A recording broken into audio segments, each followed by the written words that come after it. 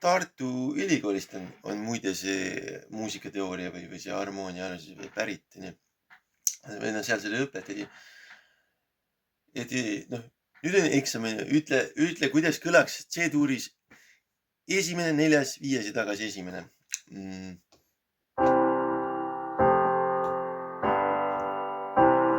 Ja õige, väga tubli. Aga nüüd D-tuur. Kuidas D-tuuris on esimene? Aga mõtle, kuidas oleks see viies D-tuuris.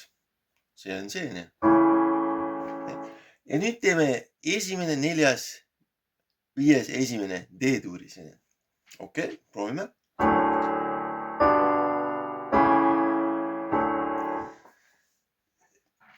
Et jah, et ei kuskil mujal kui Tartu Ülikoolist on see pärit.